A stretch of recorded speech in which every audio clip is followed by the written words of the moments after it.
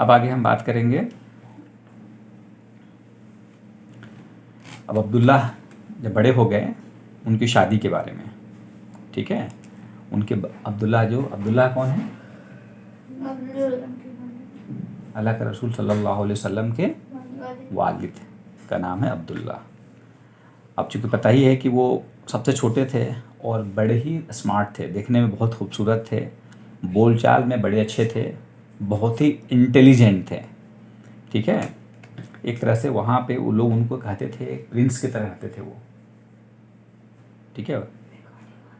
हाँ, प्रिंस की तरह रहते थे, ठीक है। और जब उनकी शादी की एज हुआ तो उनके अब्बू यानी अब्दुल मुत्तलिब ने उनका रिश्ता आमिना बिन्त वहब से तय किया। आमिना बिन्त वहब, अब आमिना बिन्त वहब का कहा जाता है कि ये वहब, उनके चचा का नाम तो वहब था, उन्होंने उनको पाला था, और ये इनको कहा जाता था जहरतुल मक्का, यानी मक्के का फूल। अरे भाई, मक्के का फूल, यानी इतनी खूबसूरत थी हैं, उनको मक्के का फूल कहा जाता था। She was like a princess, ठीक है, जहरतुल मक्का। बहुत ही इंटेलिजेंट, बहुत ही इलेक्वेंट, बोलने में बहुत शानदार थी। उनकी पोइट्री बहुत फेमस थी, बहुत अच्छी शायरी करती थी, पोइट्री एंड लिखना बहुत खूबसूरत थी। वहाँ की वो प्रिंसेस जैसे थी। और अब्दुल मुत्तलिब के कहा जाता है कि अब्दुल मुत्तलिब ने गए और उन्होंने ही प्रपोज़ किया अपने बेटे अब्दुल्ला से शादी करने का। कहते दोनों की शादी हुई, एक तरह से क्या कहा जाए, मक्के में बड़े ही हैंडसम कपल थे, एक हमसे बहुत ही खूबसूरत। शादी के बाद कुछ वक्त के बाद दो नरेशन हैं, दो रिवायतें हैं। एक रिवायत में आता है कि खजूर के बिजनेस के लिए वो यशरिब गए, ठीक है। तो दो रिवायत है, एक रिवायत है कि नहीं वो यशरिब गए थे, दूसरा है कि नहीं वो सीरिया जा रहे थे, यशरिब में रुके थे। बहरहाल यानी वो मदीने यानी यशरिब में रुके थे वो, ठीक है। जब वो जा रहे थे तो रास्ते में बीमार पड़े, यानी मदीने के आसपास, मदीने में यशरिब में बीमार पड़े, और बीमारी इतनी ज़्यादा रही कि बीमारी में ही उनका इंतकाल हो गया। क्या हो गया? इंतकाल हो गया। शादी के बहुत कम वक्त हुआ था और वो सफ़र पे थे, और उस वक्त का सफ़र बहुत मुश्किल होता था। सफ़र ऐसा नहीं, आज की तरह नहीं है ना, सफ़र बहुत थकाने वाला होता था, महीनों महीनों का सफ़र होता था, पैदल ऊँट पे एक सिटी से दूसरी सिटी कई हंड्रेड्स ऑफ किलोमीटर का सफ़र करना काफ़ी मुश्किल होता था, और बहुत आम होता था सफ़र में लोगों का बीमार पड़ जाना, इंतकाल हो जाना, ये बहुत आम था उस वक्त, ठीक है।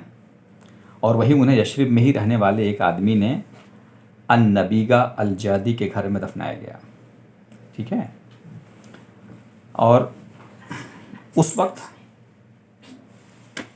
क्या हुआ, अब जब पता चला भाई, जब उनका इंतकाल हो गया, जब पता चला, जब आमीना को पता चला, जाहिर सी बात है अभी जस्ट मैरिड हैं, कुछ बहुत कम वक्त गुजरा है, तो बहुत ज़्यादा कहते हैं ना उनके लिए शॉकिंग था, बहुत ज़्यादा उनके लिए शॉकिंग था, बिल्कुल कहते हैं ना, मतलब वो सडन एक सदमा लगा उनको। और काफ़ी दोनों एक दूसरे से मोहब्बत करते थे, काफ़ी डीपली लव थे दोनों, बहुत ही खूबसूरत थे, बहुत एक दूसरे को चाहते थे, और अचानक से एक 25 साल की उम्र में मौत हो जाना बहुत ज़्यादा शॉकिंग था उनके लिए। पोइट्री जो कही थी, एक तरह से मरसिया कहना ना, एक गम में जो इंसान कुछ कहता है, जो पूरे अरबी में है, जिसका तर्जुमा करना तो मुश्किल है, जो मैंने कुछ कुछ उसमें से कोशिश किया है लिखने का। जैसे उन्होंने कहा कि ज़मीन अब वीरान हो गई, अब वो कब्र के पड़ोसी बन गए। कहते थे कि हाशिम के बेटा यानी अब्दुल मुत्तलिब के, हाशिम के बेटा, मतलब यूजुअली ये बहुत कॉमन है, लोग जो है ना वहाँ पर अक्सर लोगों को अपने दादा के नाम से बोलते थे कि हाशिम के बेटे, अब्दुल मुत्तलिब के बेटे। अल्लाह के रसूल सल्लल्लाहु अलैहि वसल्लम को भी कहते थे अब्दुल मुत्तलिब के बेटे। बेटे कहने का मतलब है कि उनकी औलाद, मतलब उनके डायरेक्ट औलाद नहीं, उनके दादा। तो हाशिम तो उनके दादा हुए, कि हाशिम का बेटा अब इस ज़मीन पर नहीं रहा। एक तरह इमेजिन कर रही हैं कि हाशिम तो चला गया, हाशिम के बेटे का कोई बदला नहीं है इस ज़मीन पे उसके जैसा कोई इंसान अभी नहीं है। एक एक बीवी के लिए तो शौहर ही सब कुछ होता है कि अब उसके जैसा इस यहाँ पे अब कोई नहीं है। अब शाम का समय है, मतलब शाम हो गई है, लोग उसे कब्रिस्तान की तरफ ले जा रहे हैं, जनाजा उठाने के लिए लोग आपस में लड़ रहे हैं। मतलब बहुत कम उम्र में कि मौत ने उसे अचानक ही छीन लिया। मौत को समझना चाहिए कि अब्दुल्ला इस दुनिया के लिए एक तोहफ़ा और एक नेमत थे। इस दुनिया के लिए क्या थे, इस ज़मीन के लिए एक तोहफ़ा थे। जब वो इंतकाल किया उनके पास 5 ऊँट, कुछ बकरियां थीं और एक गुलाम। एक गुलाम मतलब एक काम करने वाली घर में औरत थी जिनका नाम था, हब्सी थी वो, जिनका नाम था बरका। जिनका नाम था बरका। उनको लोग कहते थे उम्मे ऐमन। क्या कहते थे? उम्मे ऐमन। ठीक है। और इतनी बड़ी थी ये, इन द सेंस कि थी ये हबसा की। ठीक है, हबसा की थी, ब्लैक वुमेन थी, लेकिन मर्तबा देखिए कि उन्होंने अल्लाह के रसूल सल्लल्लाहु अलैहि वसल्लम को दूध पिलाई, यानी उनके राजाई माँ हुई। यानी जो औरत दूध पिलाए किसी बच्चे को, एक तो बायोलॉजिकल मदर हुआ जिसने बच्चे को जन्म दिया है, और एक दूसरा होता है रजाई मदर जिसने उसको दूध पिलाया। पहले के ज़माने में होता था कि और कई औरतें दूध पिलाया करती थी बच्चे, और इस्लाम में उसके बारे में है कि रजाई मदर का एक स्टेटस है। रजाई मदर का स्टेटस काफ़ी हद तक माँ के बराबर है। ठीक है, क्योंकि रजाई मदर जैसे हो जाता है तो उसके बच्चों से भी अब शादी नहीं हो सकती है। उसके बच्चे उसके जो औलाद है उनसे भी हम शादी नहीं हो सकती है। ठीक है।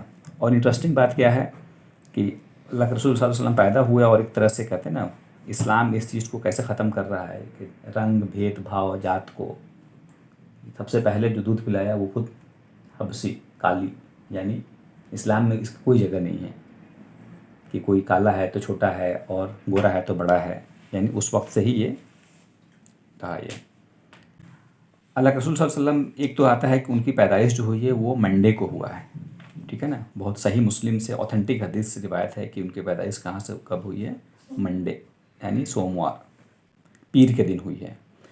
एक सही मुस्लिम की हदीस है जिसमें एक गांव का अरब बेडवीन यानी गांव का रहने वाला ने एक बार नबी सल्लल्लाहु अलैहि वसल्लम से पूछा कि आप मंडे को यानी पीर को रोज़ा क्यों रखते हैं। क्या पूछा कि आप क्यों रखते हैं। अल्लाह के रसूल सल्लल्लाहु अलैहि वसल्लम जवाब दिया कि ये वही दिन है जिस दिन मैं पैदा हुआ, और इसी दिन मुझे वही आनी शुरू हुई। यानी जो वही का जो सिलसिला शुरू हुआ वो इसी दिन मंडे के दिन शुरू हुआ था। ठीक है। इमाम अहमद, उन्होंने अपने मुस्नद में लिखा है कि उन्होंने कहा कि पूरे लाइफ में मंडे का इम्पोर्टेंस काफ़ी था अल्लाह के रसूल सल्लल्लाहु अलैहि वसल्लम के। उनमें मंडे को वो पैदा हुए, मंडे को पहली वही आई, और इन्होंने लिखा कि मंडे को ही उन्होंने मक्का से मदीने की हिजरत का सफ़र शुरू किया। पता है, आगे आएगा स्टोरी में। मक्का से कहाँ गए वो, हिजरत किए। ठीक है, तो वो भी मंडे का दिन था, मंडे के ही वहाँ पहुँचे थे वो, और उनका इंतकाल भी, नबी सल्लल्लाहु अलैहि वसल्लम का इंतकाल भी कब हुआ है, मंडे का हुआ है। बल्कि एक और रिवायत में आता है कि जब काबा की मरम्मत हुई थी, काबे का जो मरम्मत किया गया था, बाद में आएगा स्टोरी में और आगे आएगा, एक बार काबे की मेजर रिपेयरिंग हुई थी तो उसमें हजरत अल अस्वद रखा गया है, वो भी मंडे को रखा गया था। ठीक है। अब दूसरा बात आता है कि उनकी पैदाइश के बारे में, कि उनकी एग्जैक्ट डेट ऑफ बर्थ क्या है। तो उसमें कुछ अलग अलग रिवायत है। सारे लोगों का ये है कि इसमें सब लोग इस पर मुत्तफिक हैं कि उनकी पैदाइश जो है ना रबी अव्वल में हुई है। इस पर किसी को कोई एतराज़ नहीं है। ठीक है ना, इस पर मेजॉरिटी ऑफ लोग कहते हैं कि रबी अव्वल में हुआ था, जो कि आमिल फील यानी हाथी वाले साल, जिस साल में हाथी वाला हादसा हुआ था उसी साल में उनकी पैदाइश हुई थी। ये इस पर कोई ए नहीं है। ठीक है। इसमें अलग अलग रिवायत है। इसमें कुछ रिवायत अलग अलग, कुछ रिवायत में है कि 17 रबी अव्वल को, इब्न दहिया की रिवायत है कि 17 रबी अव्वल, वकीद इब्न अब्दुल बर्रा की रिवायत है कि अब्दुल बर्रा की रिवायत है कि सेकंड रबी अव्वल यानी 2 रबी अव्वल, और हमैदी, इमाम मालिक, अकील जुहरी की रिवायत है कि 8 रबी अव्वल, और कुछ उलमा है जिन जैसे इब्ने असाकिर, अबू जाफ़र अल बाकिर की रिवायत है कि 10 रबी अव्वल,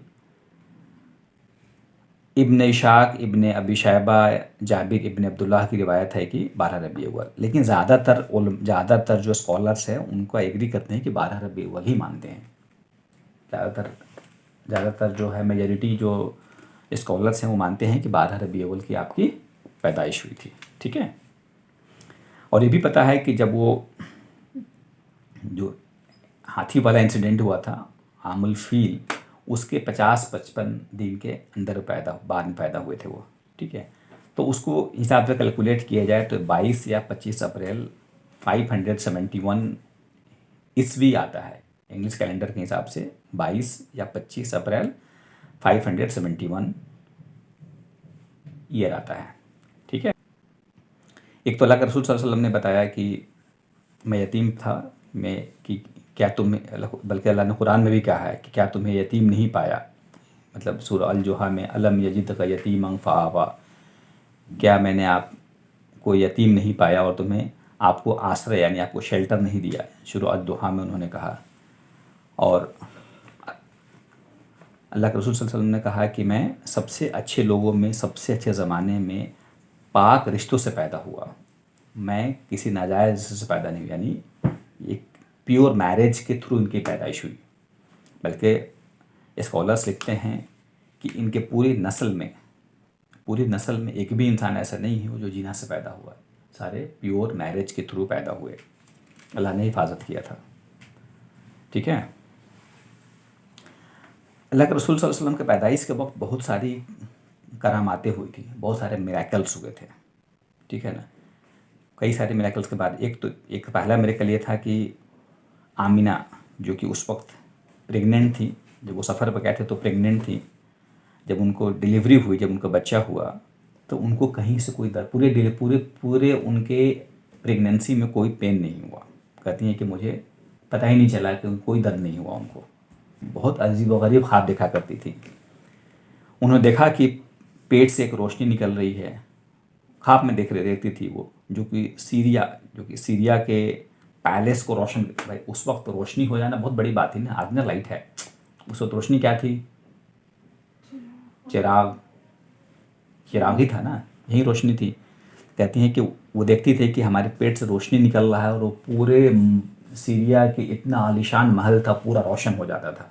ख्वाब में, ड्रीम में देखती थी वो, और कुछ आवाज़ें सुनती थी वो ख्वाब में, और अब ख्वाब में सुनती थी कि वो तुम इस उम्मत के बहुत बड़े लीडर को उठा रही हो, जब वो पैदा हो तो कहो कि मैं उसे अल्लाह की हिफाजत में देती हूँ, हर जलने वाला शैतान के सर से अल्लाह उसे बर्क कर दे और उसकी हिफाजत करे। यानी वो इस तरह की चीज़ें उनको ख्वाब में आती थी।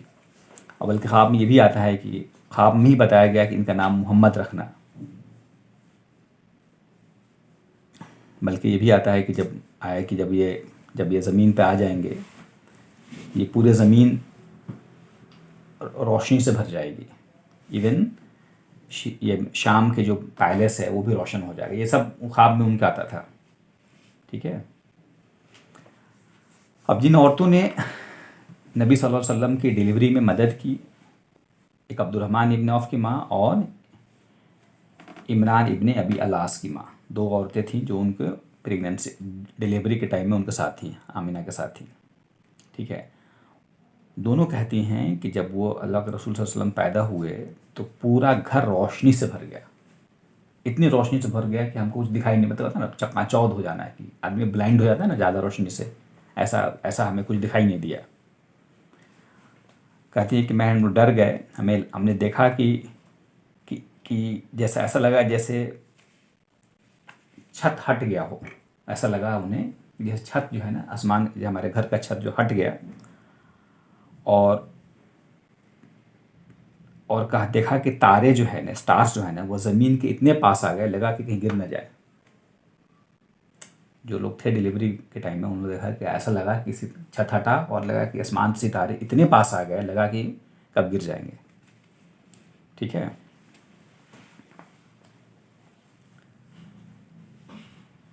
इस बहुत सारी रिवायतें हैं जिसमें स्कॉलर्स ने बहुत सारे स्कॉलर्स इसमें कुछ डाउट भी करते हैं बहुत सारे, लेकिन अक्सर स्कॉलर जो है इसको बयान करते हैं। ठीक है ना, इसको बहुत ज़्यादा इसकी तहकीक और इसकी तफसील नहीं मालूम है इसकी, लेकिन इसको लोग बयान करते हैं। जो जितने भी मेजर जो स्कॉलर हैं वो इन सब चीज़ों को बयान करते हैं, और अल्लाह को मालूम है कि हकीकत क्या है। ठीक है, इसको प्रूफ करना मुश्किल है, लेकिन स्कॉलर्स ने लिखा है इन सब चीज़ों के बारे में। ठीक है, ये भी आता है कि जो औरतें थी वो बताती हैं कि जब अल्लाह के रसूल सल्लल्लाहु अलैहि वसल्लम पैदा हुए, जब उनको ज़मीन पर रखा गया तो उन्होंने अपना सर उठाया और आसमान की ओर देखा। ठीक है, और मोहम्मद नाम जो है ना, ये नाम कैसे दिया गया? कुछ रिवायत बताता है कि उनके माँ आमिना ने माँ जो आमिना थी उनका नाम अहमद रखा। ठीक है, आमिना ने अहमद रखा। और जब वो ख्वाब देखा करती थी, जब वो इस तरह के फरिश्ते आ रहे हैं और ऐसी ऐसी बातें कर रहे हैं, तो जाके अब्दुल मुतल्लिब को कहती थी, चूँकि शौहर तो थे नहीं, अब्दुल मुतल्लिब ही थे उनके ससुर। उनको कहती थी कि मैं ऐसे ऐसे ख्वाब देखा करती हूँ। तो वो उनको समझाते थे कोई बात नहीं, सब ठीक हो जाएगा, अल्लाह ताला तुमको कोई बहुत ही स्पेशल औलाद देने वाला है, बहुत ही स्पेशल औलाद देने वाला है। ठीक है, तो एक तो आता है कि आमिना ने उनका नाम रखा अहमद नाम रखा। कुछ रिवायत में आता है कि उनके दादा अब्दुल मुतल्लिब ने उनका नाम मोहम्मद रखा। आमिना ने क्या नाम रखा? अहमद। और अब्दुल मुतल्लिब उनके दादा, तो उन्होंने क्या नाम रखा? मोहम्मद। ठीक है, जब वो पैदा हो गए तो उनके दादा आए और उसके लेके गए, काबा के पास लेके गए। काबा के पास लेकर गए और बड़ी दुआएं की, अल्लाह की तारीफ़ बयान की और दुआएं की, मतलब होता है ना पोइट्री के फॉर्म में, और दुआ की कि अल्लाह ताला इसकी हिफाजत करे और हर चीज़ की हिफाजत करे, कोई इससे कोई जेलस ना हो, कोई इसको नुकसान नहीं पहुँचे, और बहुत लंबी दुआएं की उनके हक़ में। लोगों ने, कुरैश वालों ने पूछा कि भाई इनका नाम मोहम्मद क्यों रखा? मोहम्मद का मतलब ही क्या होता है? जिसकी तारीफ़ की जाए। उन्होंने कहा कि मैं चाहता हूँ कि इसकी तारीफ़ आसमानों में भी हो और ज़मीन पे भी हो। बल्कि मोहम्मद का मतलब ही होता है, वर्ड मोहम्मद जो आया है निकला है हमद से। पिछले बार हम लोग बताया था ना, हम लोग एक बार बहुत पहले हम लोग स्टोरी नाइट में शुरू किया तो उसमें बताया था मैंने, मोहम्मद का रूट वर्ड क्या है? वो आता है हमद से, हा मीम दाल, हमद। हमद मतलब होता है, जैसे बोलते हैं अल्हम्दुलिल्लाहि रब्बिल आलमीन, तो हमद मतलब होता है तारीफ़ करना। हमद मतलब क्या होता है? तारीफ़ करना। और हमसे, और जिसकी तारीफ़ की जाए, जिसकी बार बार जिसकी तारीफ़ की जाए, उसको बोलेंगे मोहम्मद। यानी अल्लाह ने नाम, उन्होंने कहा कि इस नाम इसलिए रखा ताकि इनकी तारीफ़ हमेशा होती रहे, ज़मीन में भी और आसमान में भी हो। ठीक है ना। और इसी वजह से आप देखेंगे कि इस अल्लाह ने उनकी तारीफ़ किया हर जगह। कुरान में भी अल्लाह ने कहा वो रफ़ाना लका ज़िक्रक, यानी आपके ज़िक्र को मैंने बुलंद किया। आज के डेट में सबसे ज़्यादा तारीफ़, सबसे ज़्यादा नाम रखा गया है, वो क्या नाम है? वो अहमद या तो मोहम्मद है। वर्ल्ड सबसे मोस्ट पॉपुलर नेम क्या है? या तो अहमद या मोहम्मद। मोहम्मद या अहमद। अल्लाह ने इनके नाम को बुलंद किया, यानी इसकी तारीफ़ की जाए। कुरान में खुद अल्लाह ने कहा वरफ़ना ज़िक्रक व इन्ना ला खुलुक़िल अज़ीम, यानी आपके अखलाक को सबसे अजीम के लेवल पे ये कहा। और अल्लाह के रसूल सल्लल्लाहु अलैहि वसल्लम ने कहा कि उनके और भी नाम हैं। उन्होंने कहा कि मेरे कई नाम हैं, मैं मोहम्मद हूँ, मैं अहमद हूँ, मैं माही हूँ। माही मतलब होता है जो कुफ्र को मिटाता है। मैं हाशिर हूँ, यानी जिसके बाद लोग इकट्ठा किए जाएंगे। हाशिर मतलब जिसके बाद, यानी आखिरी नबी हैं, इसके बाद क्या होगा? अब कोई नबी नहीं आएगा, सारे लोगों को जमा किया जाएगा। यानी कब? क़यामत। इन्हीं के बाद क़यामत, मतलब अल्लाह के रसूल सल्लल्लाहु अलैहि वसल्लम के आने का मतलब क़यामत बहुत करीब है। अब इनके बाद क्या हो जाएगा? सब लोग जमा किए जाएंगे और मैं आकिब भी हूँ। आकिब मतलब कि मेरे बाद कोई नबी नहीं आएगा। The one who come at the end, जो सबसे लास्ट में आता है उसको बोलते हैं आकिब, यानी मैं लास्ट में हूँ। मैं अल खातिम भी हूँ, यानी जो ख़त्म, इसके बाद कोई नबी नहीं है। अल्लाह की जो आसमानी किताब है उसमें भी जो जिक्र आया है ना, उसमें भी अहमद वर्ड आया है। बल्कि अल्लाह ने कुरान में जो रेफ़र किया है, रसूल कहा है, नबी कहा है, दाइया इल्लल्लाह कहा है, मुज़म्मिल, मुदस्सिर, सिराज, मुनीर, नबीउर रहमा, नबीउल शिफा, नबीउल हिदाया, नबीउल फुरक़ान, अल बशीर, अल नज़ीर, ये सारे अल्लाह के रसूल सल्लल्लाहु अलैहि वसल्लम के टाइटल्स हैं। अब इनके पैदाइश के वक्त बहुत सारे इंसिडेंट हुए थे, बहुत सारे बड़े बड़े इंसिडेंट हुए थे। वो क्या क्या हुआ था उसके बारे में कुछ बात करेंगे। जिस रात में अल्लाह के रसूल सल्लल्लाहु अलैहि वसल्लम का पैदाइश हुई है, उस वक्त किसरा यानी फ़ारस, किसरा का जो महल था वो कतन एक तरह से पूरा हिल गया। किसरा उस वक्त का सुपर पावर था। किसरा क्या था वहाँ उस वक्त का सुपर पावर था, यानी फ़ारस का जो किंगडम था, उसका जो महल था वो इतना हिल गया, इतना हिला कि वहाँ के 14 जो बालकनीज़ होती हैं, जो एक्सटेंशन होता है, 14 बालकनीज़ गिर गए, टूट के गिर गए जिस रात पैदाइश हुई है। ये सब बाद में रिपोर्टिंग हुआ है, ठीक है। फ़ारस के लोग क्या करते थे? फ़ारस के लोग मजूसी थे। फ़ारस के लोग क्या थे? मजूसी। मजूसी किसको बोलते हैं? मजूसी बोलते हैं वो लोग जो आग की पूजा करते हैं, जो आग को अल्लाह मानते हैं अपना, उसी की पूजा करते हैं। तो वो लोग जो आग की पूजा करते हैं तो क्या करते हैं, वो एक आग जला कर रखते हैं वो, और एक उसको बहुत ही सैक्रेड मानते हैं, बहुत ही उसको पवित्र पाक मानते हैं, और उस आग को बुझने नहीं देते हैं। उस आग को बुझने नहीं देते हैं। वो आग कंटिन्यूअस, बल्कि हज़ारों साल से जलता रहा। एक आग ऐसा बना कर रखते हैं उसको, वो सोच कहते हैं कि ये बुझना नहीं चाहिए। उसकी पूजा करते हैं, उसके चारों तरफ घूमते हैं, पूजा करते हैं उसकी। उसको हज़ारों साल से वो नहीं बुझा था वो आग, और जिस दिन ये पैदाइश हुई अल्लाह के रसूल सल्लल्लाहु अलैहि वसल्लम की, वो आग बुझ गई। वो आग उस दिन बुझ गई थी। 2 इंसिडेंट हुआ। पहला क्या हुआ?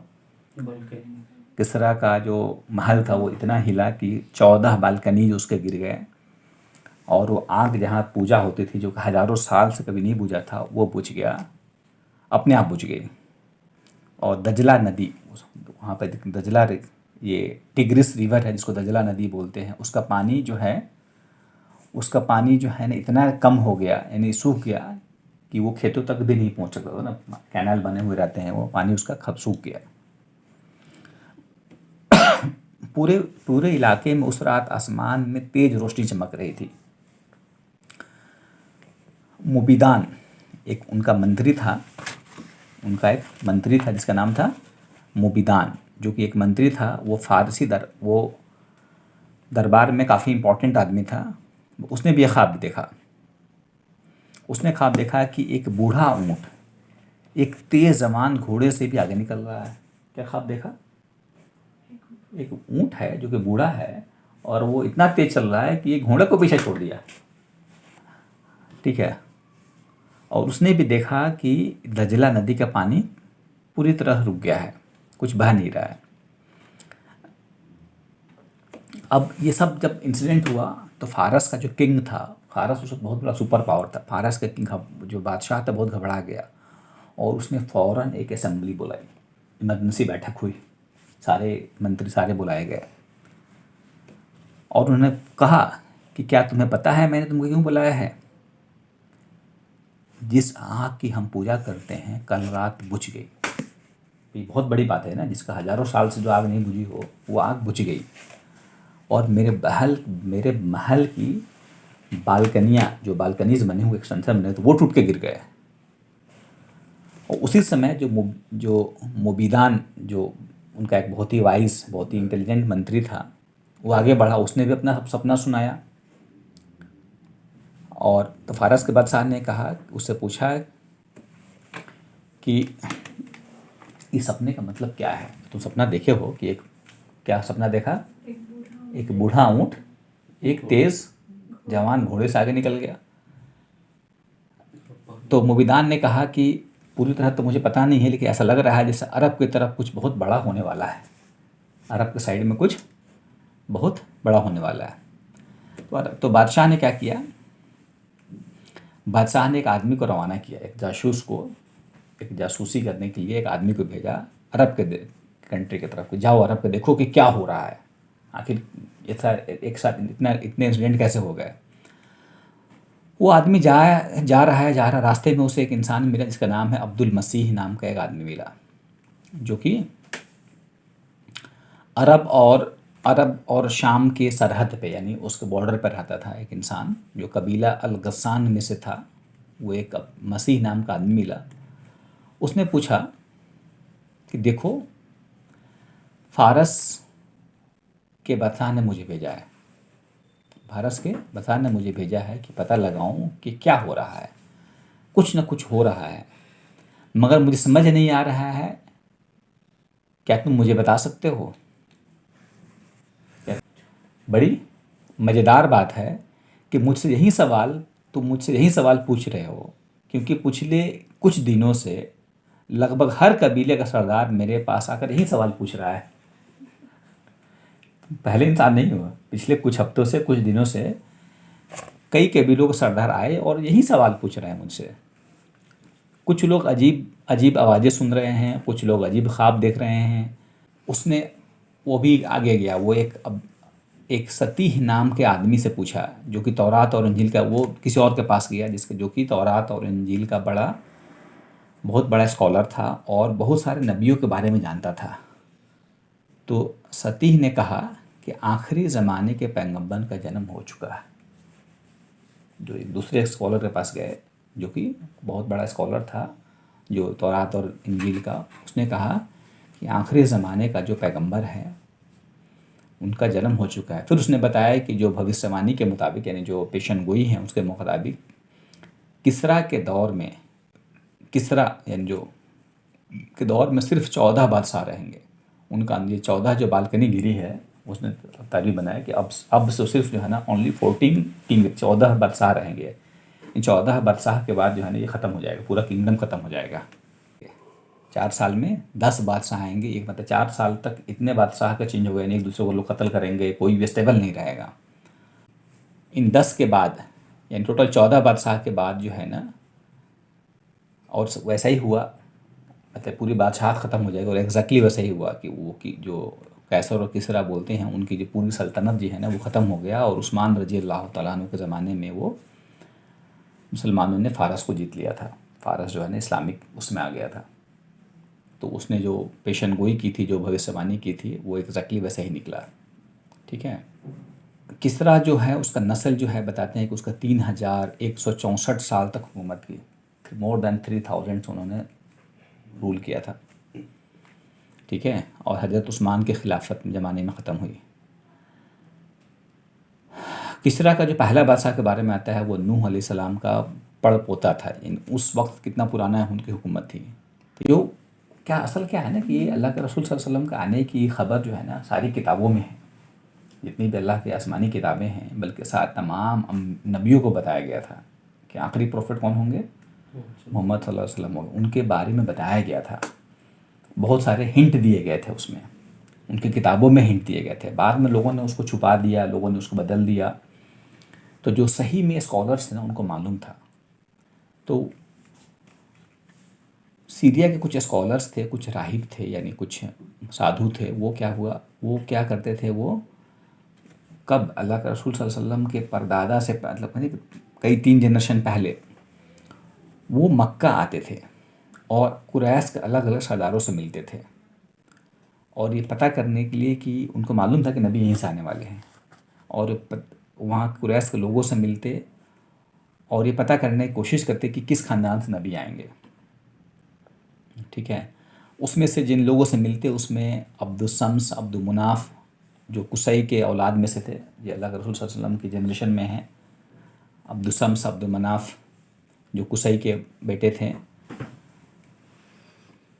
अब्दुमनाफ अपने ख़ानदान, औलाद आदि से जुड़े सारे सवाल जवाब दिए, और उन्होंने आखिरी ज़माने के बारे में उनसे वो बात करते और फिर उनसे जो पादरी, जो प्रीस्ट आया हुआ था, जो मॉन्क आया हुआ था, वह उनसे, अब्दुल मुनाफ से बातें करता, उनसे आखिरत के बारे में बातें करता, और कहता है वहाँ जो प्रीस्ट क्या कहता है कि अल्लाह ने मुझे कुछ बातों का इल्म दिया है और समझ दी है, इसलिए मेरी बात ध्यान से सुनो। अय अरब वालों, तुम लोग इस समय एक ठहराव करो, एक रुकावट वाली ज़िंदगी जी रहे हो। मतलब कुछ कुछ भी खास नहीं हो रहा है तुम्हारी ज़िंदगी में, पूरे इस इलाके में कुछ भी ऐसा हो नहीं रहा है, कुछ इम्पोर्टेंट नहीं हो रहा है, लेकिन ये तूफ़ान से आने के पहले की खामोशी है। तूफ़ान आता है तो पहले खामोशी आती है। तो ये मत समझो कि यहाँ कुछ नहीं होगा, ठीक है ना। तुम इसे पहचानते नहीं हो, अभी तुम्हें कोई इल्म नहीं है, तुम गैर जानकर अनपढ़ रेगिस्तान में रहने वाले, ऊँटों पर चढ़ने वाले लोग हो। उनको बुलाता, हम बाहरी लोग इज्जत की नज़र से नहीं देखते, क्योंकि तुम्हारे पास न इल्म है न समझ। बाकी वाले, ये तो अरब वाले बहुत ही गए गुजरे थे, इन पर कोई किंग भी नहीं था इनके यहाँ। कहते थे कि इनका कोई कुछ भी नहीं है, तुम्हारे यहाँ कुछ है ही नहीं, ना कोई, कौन लड़ाई करेगा तुम पे, क्या करेगा, कुछ नहीं है तुम्हारे यहाँ, तुम अनपढ़ हो, समझदार नहीं हो, हम तुम्हारे अंदर कुछ खास नहीं दिखाई देता, लेकिन तुम्हारे आने वाली नस्ल बड़ी समझदार पैदा होगी। ठीक है, ये सब कब हो रहा है? अल्लाह के रसूल सल्लल्लाहु अलैहि वसल्लम के आने से 3 जनरेशन पहले। और वो बाहर जाकर बहुत तरह के बड़े बड़े इल्म हासिल करेगी। जो अगली जनरेशन जो आएगी वो बहुत इल्म वाली होगी। तुम बूतों की पूजा करते हो, वो उन बूतों को नहीं मानेगा, बूतों की पूजा नहीं करेगा, बल्कि वो फारस और रोम की हुकूमत से लड़ेंगे और उन्हें हरा भी देंगे। ठीक है, ये बड़ी बड़ी बातें करता उस वक्त। बल्कि ये सारी पेशन गोई थी। वो क्या बोलता, वो उसका जो बहुत लंबा है, उसने और भी कहा कि इस जगह एक नबी आने वाला है, नबी निकलेगा जो अपना घर छोड़ेगा, यानी हिजरत करेगा। यहाँ तक मालूम है कि ये नबी यहाँ पे आएगा और हिजरत भी करेगा, यानी ये जगह छोड़ेगा। यानी इशारा था कि मक्का से वो मदीना की हिजरत करेगा। ठीक है, वह, उसका बुतों की पूजा से कोई लेना देना नहीं होगा। ठीक है, वो एक मालिक की इबादत करेगा, एक अल्लाह की इबादत करेगा, और उसको बहुत अच्छी जगह मौत आएगी, यानी मदीने में। ठीक है ना। और अभी उस जगह की फजीलत और बरकत तुमसे छुपी हुई है। यानी यशरिब, मदीना, उस वक्त बोलते थे कि बीमारों का शहर, यानी कहाँ कुछ भी नहीं था वहाँ पे। कुछ खेती होती थी लेकिन वहाँ पे कुछ खास नहीं था। उसका इंपॉर्टेंस कब बढ़ा है? जब अल्लाह के रसूल सल्लल्लाहु अलैहि वसल्लम वहाँ पे माइग्रेट कर गए हैं, जब वहाँ पे हिजरत किए हैं। वो कहता कि हमारी किताबें बताती हैं कि इस शख्स, वो जो शख्स है, जो इंसान जो आएगा, वो अमीन भी होगा, बड़ा भरोसेमंद होगा। बल्कि अल्लाह के रसूल सल्लल्लाहु अलैहि वसल्लम के आगे के बारे में भी वो बात करता है कि ये इतनी पेशन गोइया करता वो, कि उनके बाद ऐसे लोग आएंगे जो जो जो ईमानदार होंगे, जो, यानी काफ़ी सारे खूबियों का जिक्र करता वो, जो आने वाले जो जो खलीफा हैं उनके बारे में बताता है। कि एक मोटे मोटे तौर पे एक सहाबी हैं शुएब, जो अपने वालिद से रिवायत करते हैं कि उन्होंने अपने वालिद, यानी वो भी एक सहाबी थे, उनसे रिवायत किया। उन्होंने कहा कि शुएब के दादा जहरान से गुजर रहे थे, उनकी मुलाकात एक राहिब, यानी एक ईसाई साधु से हुई, यानी ईसाई पादरी था, उनसे हुई, जो कि सीरिया में रहने वाला था। ठीक है, ईसाई अपनी तालीम और पिछले नबियों की ज़िंदगी की तालीम का इल्म की वजह से मशहूर था, काफ़ी नॉलेजेबल था। जो ईसाई था वो काफ़ी नॉलेजेबल था। लोग उसके पास गुजरते और काफ़ी वो मेहमान नवाजी करता। और उसका नाम था ईसा, उसका नाम था ईसा।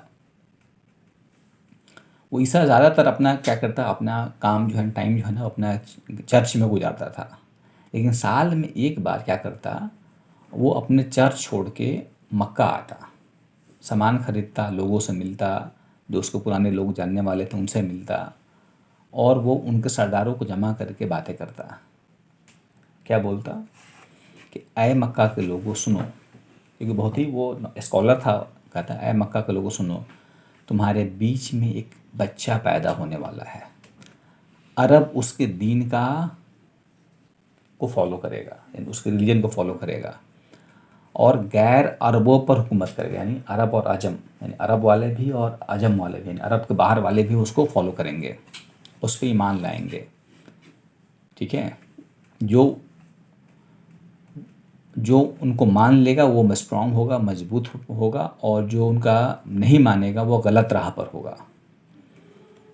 मैं अमन, सुकून, आराम और ऐश की सरजमीन यानी शाम की जगह से छोड़कर भूखमरी, फसाद और एक अनसर्टेन जगह पे आता हूँ।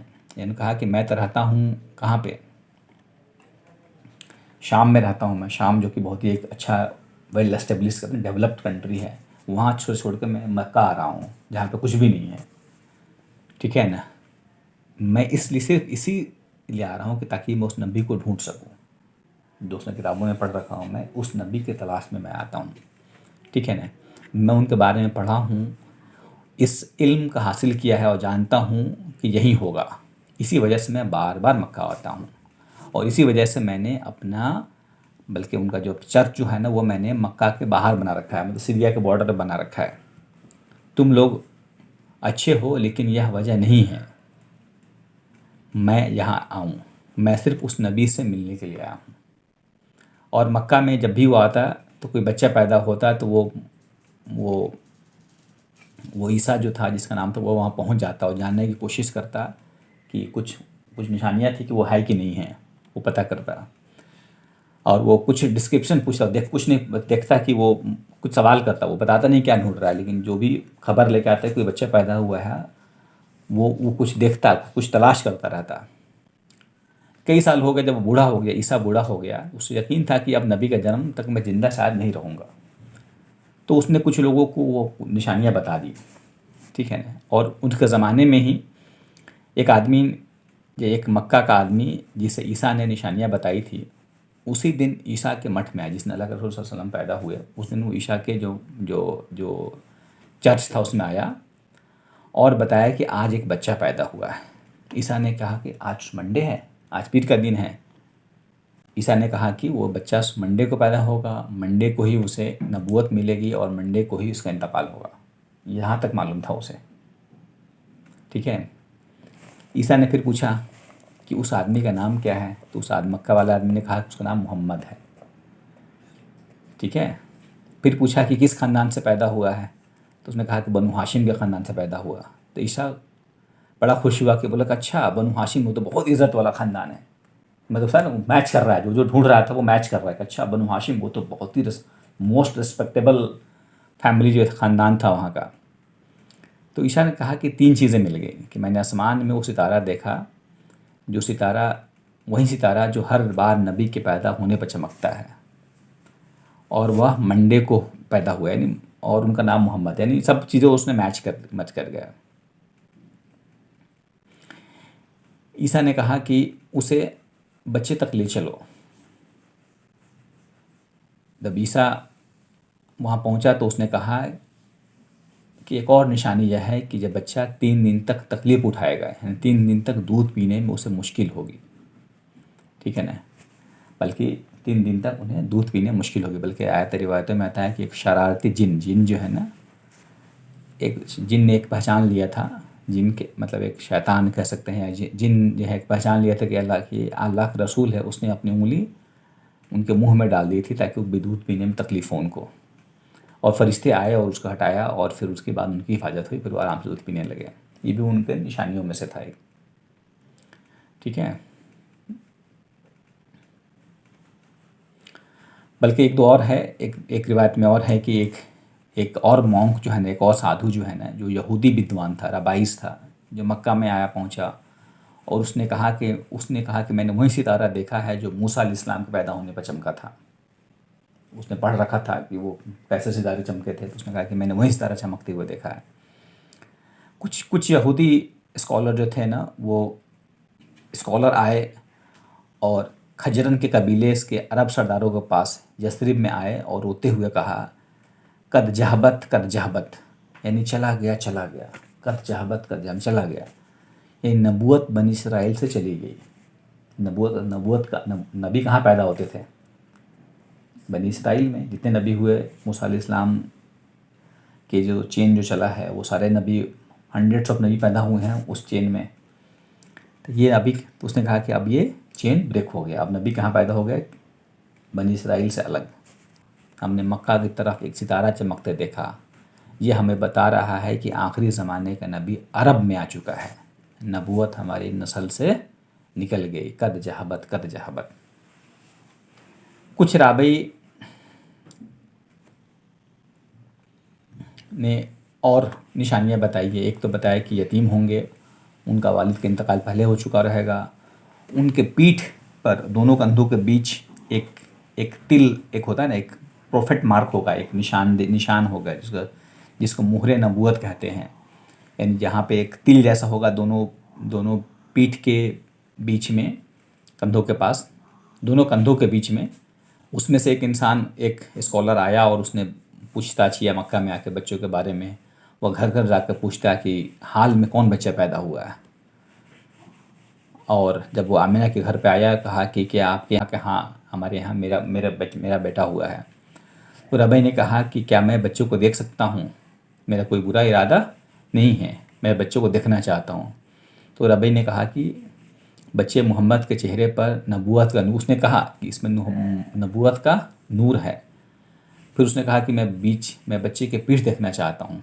तो उन्होंने पीठ दिखाई, उन्होंने देखा और यकीन कर लिया कि बच्चा वाकई नबी बनेगा। ठीक है। उस रबई ने कहा कि काश मैं ज़िंदा हूँ, मोहम्मद को नबूवत तक पहुँच, यानी उनका नबूवत का ऐलान हो, ताकि मैं आकर उनके पैगाम पर ईमान लाऊं। ठीक है। इस तरह के कई सारे और भी इंसिडेंट हुए, जो इंसिडेंट रिपोर्टेड हैं, जहाँ पे बड़े बड़े स्कॉलर्स ने अल्लाह के रसूल सल्लल्लाहु अलैहि वसल्लम के पैदाइश से पहले के हालात को, पहले ही उनके आने के बारे में, कहते हैं ना, एक पेशन गोई की थी, जिसका हम लोग देखा। और कुछ चीज़ें और हैं। इसके बाद हम लोग देखेंगे कि अल्लाह के रसूल सल्लल्लाहु अलैहि वसल्लम के पैदाइश के एग्जैक्टली बाद क्या हुआ, कैसे वो उनको दूध पिलाने के लिए, फिर दाई हलीमा का वाक़या आएगा। वो दूध पिलाने को उस वक्त मक्का का कल्चर था कि लोग शहर के बाहर भेजते थे। ठीक है। जज़ाकल्लाहु खैर। सुब्हानल्लाहि बिहम्दिही, सुब्हानकल्लाहुम्मा बिहम्दिका, नशहदु अल्ला इलाहा इल्ला अंता, नस्तगफिरुका व नतूबु इलैक। सुब्हान रब्बिका रब्बिल इज़्ज़ति अम्मा यसिफून व सलामुन अलल मुरसलीन वल्हम्दुलिल्लाहि रब्बिल आलमीन। जो पुराने सेशंस हैं, मैं इसको रिकॉर्डिंग भी डाल रहा हूँ, अगर जिनका छूट गया हो, जिन लोगों ने नहीं सुना हो, या वो यूट्यूब पे देख सकते हैं, या फिर एक रिकैप करने के लिए अच्छा है। पूरा तो नहीं, मैंने 1-2 सेशन अभी डाला है और डालना बाकी है, धीरे धीरे मैं डाल रहा हूँ, थोड़ा वक्त लगेगा। तो वो रिकैप करने के लिए अच्छा है, चाहे जिसको दोहराना हो या जिन लोगों को छूटा हो, वहाँ से कैप्चर कर सकते हैं, क्योंकि ये सिलसिला काफ़ी लंबा चलेगा। इंशाल्लाह इसको हम लोग आगे बढ़ाएंगे।